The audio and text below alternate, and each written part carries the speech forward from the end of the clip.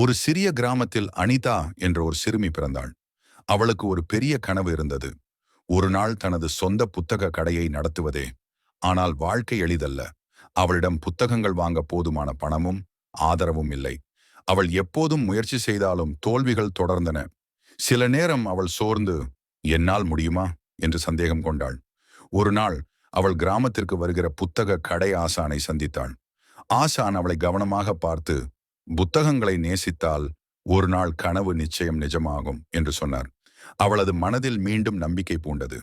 ஆசான் ஒரு சிறிய புத்தகத்தை அனிதாவின் கையிலே வைத்தார். அது ஒரு சிறிய ஆரம்பம் மட்டுமே, ஆனாலும் மிகவும் முக்கியமானது. அனிதா தன்னுடைய வீட்டில் ஒரு சிறிய மேசையில் புத்தகங்களை ஒழுங்குபடுத்த ஆரம்பித்தாள்.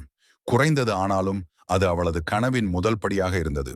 அவள் தினமும் அந்த புத்தகங்களை பராமரித்து சீராக ஒழுங்குபடுத்தினாள். ஒவ்வொரு நாளும் சிறிய முன்னேற்றம் வந்தது. அது அவளுக்கு நம்பிக்கையை தரியது. சில மாதங்களில் அவளது அறையில் ஒரு சிறிய நூலகம் உருவானது. அது அவளது கனவின் முதல் சின்னமாக இருந்தது. இறுதியில் அனிதா தனது சொந்த புத்தக கடையை திறந்தாள். அது சிறியதாக இருந்தாலும் வாடிக்கையாளர்கள் வர ஆரம்பித்தனர். அவளது கனவு நிஜமாகிவிட்டது. ஆசான் அவளை கண்டு பெருமைப்படுகிறார். அனிதா நம்பிக்கையுடன் நிற்கிறாள். அவள் உணர்ந்தது ஒரு முக்கியமான பாடம். தோல்வி என்பது முடிவு அல்ல. முயற்சி மற்றும் பொறுமையுடன் நடந்தால் வெற்றி உன்னை தேடி வரும்.